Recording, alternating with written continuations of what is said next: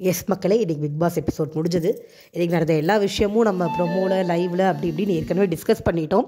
So நான் உங்களுக்கு இந்த வீடியோவில் என்ன நம்ம 1 hour ஷோவில் என்னென்ன கட் பண்ணியிருந்தாங்க அப்படிங்கிறத மட்டும் நான் உங்களுக்கு சொல்ல விரும்புகிறேன். ஃபர்ஸ்ட் என்ன நடந்ததுங்கிறத ஒரு ரஃபாக நான் சொல்லிடுறேன். காலையில் நடந்த முதல்ல காலையில் ஆரம்பித்தோடனே கேப்டன்சி டாஸ்க், அதான் சொன்ன மாதிரி ஒரு ஸ்கேட்டிங் போர்ட் மாதிரி 3 கொடுத்து யார் கடைசி வரைக்கும் அவர் அடிக்கிறாங்களோ அவங்க ஜெயிச்சாங்கன்னு சொல்லுவாங்க. ஸோ உடக்கு போடுற டைமில் முடிஞ்சிருச்சுங்க. பின்னாடி கனி நின்னாங்க, அவங்களுக்கு அப்புறமா பிரவீன் நின்னார், அதுக்கப்புறமா விக்ரம் நின்னார். ஃபஸ்ட்டு கனி உட்காந்துட்டாங்க, அங்கேயே கனி அவுட்டு. விக்ரமும் பிரவீனும் போராடினதில் விக்ரம் விழுந்துட்டார், பிரவீன் ஜெயிச்சிட்டாரு, அவ்வளோதான். ஸோ இது உங்களுக்கு கேப்டன்சி தான் டாஸ்க் நடந்து முடிஞ்சது.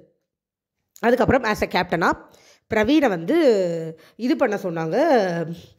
பிரவீனுக்கு ஒரு பவர் இருக்குது இல்லையா, இந்த இதில் ஜெயிச்சார், காம்படிஷனில் ஜெயிச்சார். அதில் சூப்பர் டீலக்ஸ் போகலான்னு சொல்லி நாமினேஷன் ஃப்ரீ பாஸும் உண்டுன்னு சொல்லி ஒரு பவர் கொடுத்துருந்தாங்க. இப்போ அவர் கேப்டன் ஆகிட்டதுனால ஒன்று அவர் கேப்டனாக இருக்கலாம், இல்லைன்னா அந்த பவரை யூஸ் பண்ணிக்கலாம் அப்படின்னு சொல்லி ஒரு சாய்ஸ் கொடுத்தாரு. இவர் பிரவீன் கேப்டனாக இருக்கேன்னு சூஸ் பண்ணிக்கிட்டாரு. ஸோ இப்போ நம்ம சூப்பர் டீலக்ஸ் போகிறதையும் நாமினேஷன் ஃப்ரீ பாஸையும் யாராவது ஒருத்தருக்கு நீங்கள் கொடுக்கலாம் அப்படின்னு பிரவீனுக்கு சொன்னப்போ பார்வதியும் கமுதினும் பயங்கரமாக எதிர்பார்த்தாங்க அவங்களுக்கு அதை சொல்லுவாருன்னு. ஏன்னா பிரவீன் அவங்க கேங்குன்னு அவங்களுக்கு ஒரு எண்ணம் உண்டு. ஆனால் பிரவீன் என்ன நினச்சாருன்னு தெரியல, 2ஐயும் கடிக்க தரேன்னு சொன்னோடனே பார்வதி அப்பயே குசுன்னு ஆரம்பிச்சிட்டாங்க. என்னடா இவன் இப்படி பண்ணுறான் அப்படின்னு அவங்க சொன்னது நம்மளுக்கு, அவங்க மெதுவாக சொன்னதையும் மீறி நம்ம காதில் அவங்க மைண்ட் வாய்ஸ் கேட்குற அளவுக்கு நம்ம பழகிட்டோம். ஆக்சுவலாக அவங்க சத்தமாக சொன்னாங்க கபருத்தின்ட்டு, அது மெதுவாக விழுந்துருச்சு. அதுக்கப்புறமா அப்போ பார்வதிக்கு காண்ட் ஆயிடுச்சு, பிரவீன் மேலே முடிவு பண்ணிட்டாங்க இவனை வச்சு செய்யணும் அப்படின்ட்டு. ஸோ என்ன ஆச்சு, அவர் டீம் பிரிக்கும் போது பார்வதி ஆரம்பித்தாங்க. இதெல்லாம் உங்களுக்கு 1 hour எபிசோடில் வரல. மக்களை இந்த இடத்துல நான் அவனை அழுத்தமாக சொல்கிறேன், இன்றைக்கி எபிசோட் முழுக்க பார்வதிக்கு சாதகமாக எடிட் பண்ணப்பட்டது. இல்லாட்டியுமே பார்வதிக்கு பெய்டு பார்ட்ஸ் வெளியில் ஓட்டு போட்டுடுறாங்க. இவங்க எதுக்கு பார்வதிக்கு சாதகமாக எடிட் பண்ணுறாங்கன்னே தெரியல. முழுக்க பார்வதிக்கு சாதகமாக இன்றைக்கி எபிசோட் கன்ஃபார்மாக எடிட் பண்ணப்பட்டிருந்தது. ஏன்னா நான் முழுசாக லைவில் பார்த்தேன், அதனால சொல்கிறேன். லைவில் இவர் நான் ஷேம்காரர் ஒன்று வைக்க போகிறேன்னு சொன்னார் தெரியுமா உங்களுக்கு, 1 hour எபிசோடில் சொன்னார் பிரவீன். யாராவது தப்பாட்டாங்கன்னா அந்த ஷேம்காரரை நிற்க வச்சு நான் கொஞ்சம் நேரம் பேச வைக்காமல் தனியாக நிற்க வைப்பேன் அப்படிங்கிறதான் பிரவீன் சொன்னது. இவங்க அதுக்கு நொய்யின்னு அப்போ அந்த ஷேம்காரர் என்ன பண்ணுவீங்க, சாப்பிடலாமா கூடாதா, பாத்ரூம் போகலாமா கூடாதா, அந்த இடத்துல என்ன கரெக்டாக சொல்லுங்கன்னு பிரவீன் தெளிவாக சொல்லிட்டார். நான் முடிவு பண்ணலைங்க, சொல்லியிருக்கேன். நான் அப்புறமா சொல்கிறேன். நம்மளுக்கு 1 hour எபிசோடில் ரொம்ப சின்னதாக காமிச்சாங்க. அதை ஏதோ பார்வதி ஒரு கேள்வி கேட்ட மாதிரியும் பிரவீன் ஒரு பதில் சொன்ன மாதிரியும் காமிக்கப்பட்ட விஷயம் லைவில் பெருசாக போச்சு. நொய்யின்னு சாவடிச்சிருச்சு அந்த அம்மா அங்கேயே பிரவீனை அகெயின். அதுக்கப்புறமா இது முடிஞ்சிருச்சு. ஒரு வழியாக அவர் டீமை பிரிக்கிறதுக்குள்ளே செத்து நூடுல்ஸ் ஆகிட்டார். அதுக்கப்புறம் இந்த ஸ்வாப் நடந்தது இல்லையா உங்களுக்கு, அதுக்கிடையில இந்த இது நடந்துட்டு இருக்கும் போதே நிறைய ஆல்ரெடி ஒரு பிரித்த டீமை வர நிறைய மாறிட்டாங்க அங்கே இங்கேன்னு. ஏன்னா இது பிரச்சனை, அது சரியில்லை, இதுக்கு டைம் பத்தல, இதுக்கு ஆள் பத்தல, நிறைய சேஞ்சஸ் நடந்தது. இதுக்கப்புறமா நம்மளுக்கு ஸ்வாப்புக்கான டாஸ்க், பிக் பாஸ் வீட்டிலேருந்து சூப்பர் டீலக்ஸ் வீட்டுக்கு போகிறதுக்கு ஸ்வாப்புக்கான டாஸ்க். இதுலேயும் நம்மளுக்கு மறைக்கப்பட்ட உண்மை என்னென்னா, பிக் பாஸ் வீட்டில் விக்ரம் தான் எல்லாமே பண்ணார். செம்ம பிளானிங். அவர் எல்லாத்தையும் அந்த ஒரு ஷேப் ஒன்று கொடுப்பாங்க, அந்த ஷேப்புக்கு தகுந்த மாதிரி இவங்க எல்லாரும் போய் அரேஞ்ச் ஆகி படுக்கணும். இதுதான் டாஸ்க். இதை விக்ரம் அழகாக பிளான் பண்ணி சொல்கிறாரு. நான் மேலே நின்று முதல்ல பார்த்து சொல்கிறேன் உங்களுக்கு, நீங்கள் எல்லோரும் அந்த ஷேப்பில் படுங்க, நான் சொல்கிற ஷேப்பில் கண்ணை மூடிட்டு என்னை நம்புங்க, நீங்கள் வேறு எதுவுமே பண்ண வேண்டாம். அது ஏதாவது நானும் படுக்கிற மாதிரி இருந்ததுன்னா அப்புறம் நம்ம எல்லோரும் சேர்ந்து பிளான் பண்ணிக்கலாம்னு சொல்லி சூப்பராக பிளான் பண்ணார். அந்த இடத்துல பார்வதியும் இவர் பேச்சை கேட்டாங்க. ஏன்னா பார்வதிக்கு ஜெயிக்கணும், அதனால இவர் பேச்சை கேட்டாங்க. இது கேட்டுட்டு அந்த அம்மா டாஸ்க் முடிச்சுட்டு வந்தோடனே அந்த பாராட்ட விக்ரமுக்கு கொடுக்கறதுக்கு கூட அவங்க அந்த ஈகோ பிடிச்சவங்களுக்கு மனசு வரல. என்ன அவர் சொன்னால் என்ன நம்ம எல்லோரும் ஒத்துழைச்சோம்ல அப்படின்னு வேறு பேசிக்கிட்டு இருந்தாங்க உள்ளுக்குள்ளே வந்ததுக்கப்புறம். இது லைவில் நடந்தது. இப்போ சூப்பர் டீலக்ஸ் டீமில் ஒத்துமை இல்லைங்க, இதை நம்ம சொல்லி தானே ஆகணும். சூப்பர் டீலக்ஸ் டீமில் ட்ரெஸ் மாத்திரத்தில் இருக்கிற ஒத்துமை, எல்லோரும் சேர்ந்து ஒன்றா கூத்தடிக்கலான்றதில் இருக்கிற ஒத்துமை டாஸ்கில் இல்லை. அவங்க ஒருத்தரை கைட் பண்ணுறதுக்கு பிளான் பண்ணவே இல்லை. அந்த ஐடியாவே சூப்பர் டீலக்ஸில் இருந்தவங்களுக்கு வரல. ஆனால் விக்ரம் அந்த ஐடியாவை சூப்பராக பிடிச்சி பிக் பாஸ் டீமை வின் பண்ண வச்சுட்டாரு. சூப்பர் டீலக்ஸ் டீம் சொதப்பல், சரியான சொதப்பல். நடுவில் ஒரு ஜெயிச்ச வைப்பே அவங்க கரெக்டாக பண்ணாங்களா அப்படின்லாம் எனக்கு தெரியல, அவங்க கொஞ்சம் சொதப்பல் தான். ஸோ இதில் பிக் பாஸ் டீம் ஜெயிச்சாச்சு.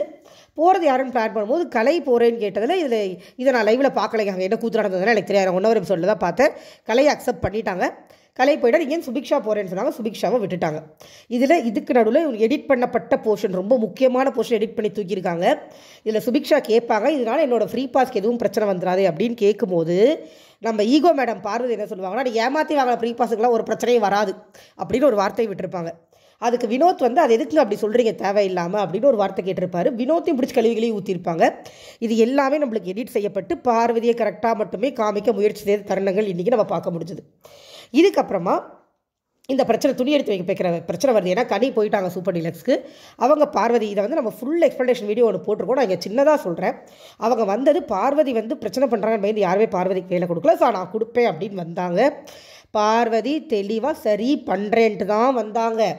ஆனால் அவங்க வரும்போதே என்ன பண்ணுறேன் பார் கனியை அப்படின்னு சவால் விட்டுட்டு தான் வந்தாங்க. சண்டை பர்பஸ்ஃபுல்லாக போட்டாங்க.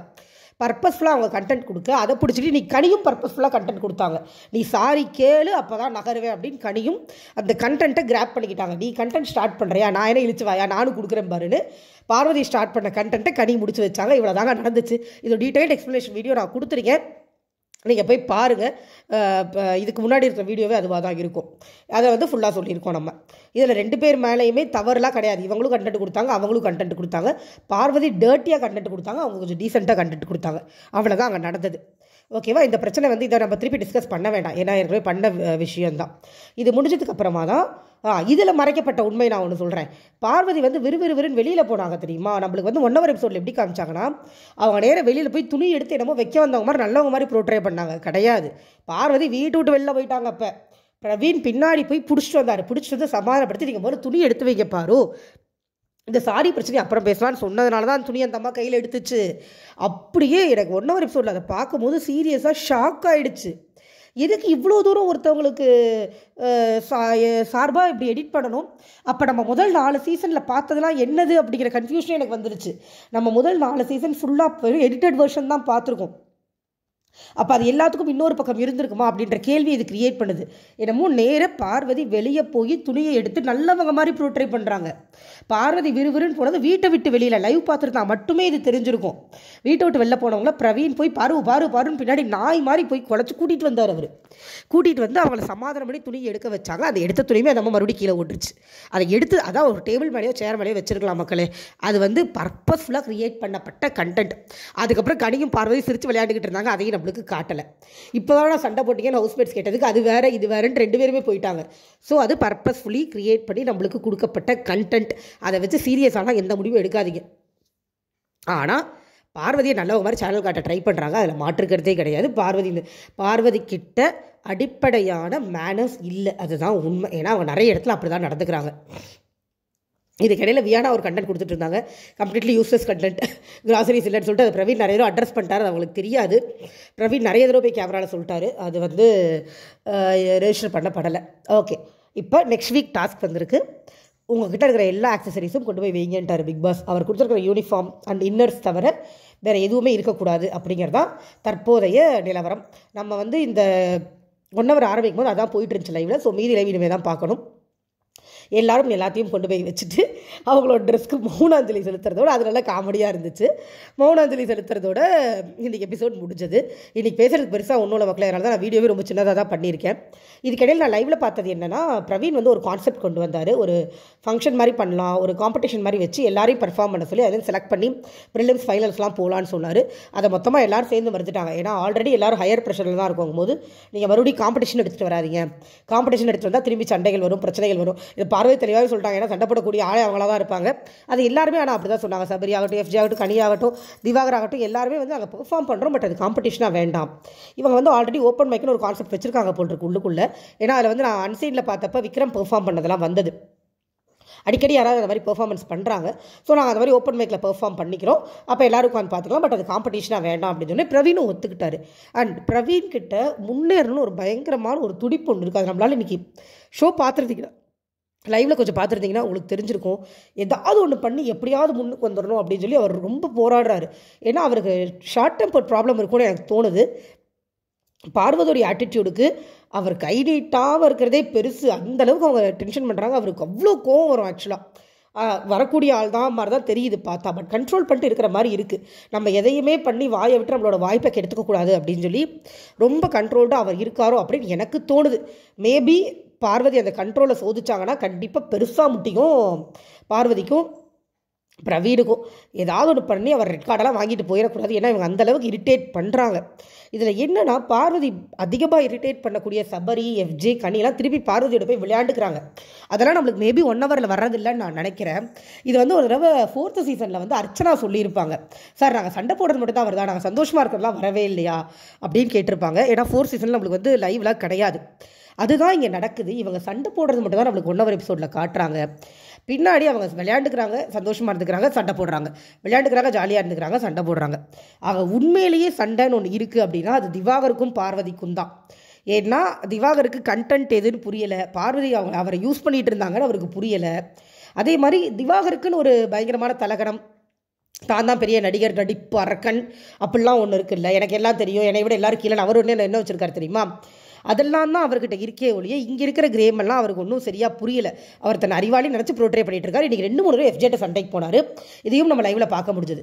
சூப்பர் டீலக்ஸில் பேசிகிட்டு இருக்கிறப்ப ஒரு தடவை போனார். அந்த பாஸ் கொடுக்குறப்ப ஃப்ரீ பாஸ் வந்து சபரிக்கும் FJக்கும் கிடச்சது இல்லையா நாமினேஷனில், அந்த டைமில் ஒரு தடவை போனார். ஸோ இந்த 2 தடவையுமே திவாகர் FJ சண்டைக்கு போனார். அவர் போடுற எல்லாமே உண்மையான சண்டைக்கு, இவங்க கொடுக்குறதெல்லாம் கண்டென்ட்டு, அவர் போடுறது உண்மையான சண்டை. அவர் தான் பெரிய த்ரெட்டுன்னு தோணுது எனக்கு இன்றைக்கி, திடீர்னு இன்றைக்கி ஷோக்கு அப்படி தோணுது. ஓகேவா? ஸோ நாமினேஷனில் வந்துட்டு நாமினேஷன் ப்ராசஸ் நடந்தது. நாமினேஷனில் வந்திருக்கிறவங்க கானா வினோத், அரோரா, பார்வதி, கம்ருதீன், கடைசியாக கலையரசன். ஓட்டிங்கில் கலையரசன் கடைசியாக இருக்கார் இந்த நிமிஷம். அவருக்கு முன் மேலே பார்வதிக்கு மேலே கம்ருதீன், கம்ருதீன் மேலே அரோராவுக்கு மேலே கானா வினோத். எனக்கு என்னென்னா டபுள் எவிக்ஷன் வச்சு கலையரசனையும் கம்ருதீனையும் தூக்கிடணும், இது என்னோட கருத்து. ஏன்னா கலையரசன் என்ன பண்ணுவாருன்ற பயம் நம்ம எல்லாருக்குமே எப்போயோ பக்கு உள்ளுக்குள்ள ஒன்று இருந்துகிட்டே இருக்குது. இன்னொன்று, கம்ருதீன் வெளியில் போனால் பார்வதியோட கேம் பிளே மாறும், கம்ருதீனுக்கும் அது நல்லது.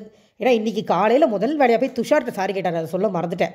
நான் வந்து உன்னை ப்ராட்டப்னு சொன்னது உன் பேரண்ட்ஸ் சொல்ல வரல, சாரி நான் அப்படி மீன் பண்ணலன்னு சொல்லிட்டு சாரி கேட்டார். That is well and good, உண்மையிலே வெல் அண்ட் குட். ஏன்னா அவர் அந்த மாதிரி பண்ணுறது ரொம்ப தவறு. பேரண்ட்ஸ் எல்லாம் மீன் பண்ணக்கூடாது, ப்ராட்டப் பற்றி பேசவே கூடாது, அது குட். அதை வந்து வினோத் பார்வதி தான் சொன்னாங்கன்னு வேறு சொன்னார். ஸோ பார்வதிக்கு தெரிஞ்சிருக்கு அது தப்புன்னு, சாரி கேட்டார், குட். அண்ட் இப்போ வந்து பட் கமருதீனுக்கு எவ்வளோ நாளைக்கு அந்த பொறுமை இருக்குன்னு தெரியல. ஏன்னா பார்வதிக்கு சம்மந்தம் எல்லாம் சப்போர்ட் பண்ணி வராரு. பட் இந்த வாரம் ரொம்ப அடக்கி வாசிக்கிறார். ஒரு வார்த்தை விடலை. நீங்கள் கவனிச்சு பார்த்தீங்கன்னா தெரியும், அவர் லிட்டரலி வேறு ஒரு வின்னர் ஸ்ட்ராட்டஜி தாங்க ஃபாலோ பண்ணுறாரு. ஒரு வாரம் அடிப்போம், இன்னொரு வாரம் அமைதியாக இருப்போம், அடிப்போம், அமைதியாக இருக்கிறவர் காப்பாற்றிடுவாங்க, நாமினேஷனில் வேறு அடிச்சுக்கலாம் அப்படிங்கிற மாதிரி தான் போகிறாருன்னு நினைக்கிறேன்.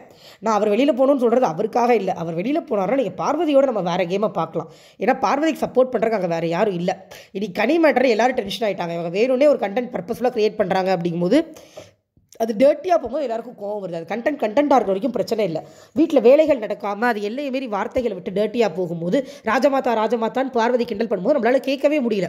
கனிவன் சொல்லிட்டே போயிட்டாங்க, என்னை ராஜமாதான்னு கூப்பிடக்கூடாது அப்படின்னு.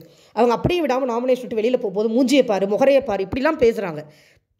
இதெல்லாம் தான் உண்மையான ஃபேஸ்னால் இது தப்புங்க. ஒரு பப்ளிக் ஃபோரமில் கேமரா இருக்கிற இடத்துல டேர்ட்டியாக பேசக்கூடாது. நீங்கள் வீட்டில் பேசுகிறது வேறு, இது உண்மையாகவே இருந்தாலும் அது தவறு அப்படிங்கிறது தான் என்னோட கருத்து. ஸோ இது 2 பேரும் போனால் நல்லாயிருக்கும். பட் 5 பேர் இருக்கிறதுல டபுள் எவிக்ஷன் பண்ணுவாங்களா அப்படிங்கிறது கேள்விக்குறி. எனக்கு தெரிஞ்சு இந்த வாரம் கலையரசன் தான் போவார். கலையரசன் டிசர்வ்டு தான். பட் வேறு யாராவது போனால் செமையாக இருக்கும். தேங்க்யூ.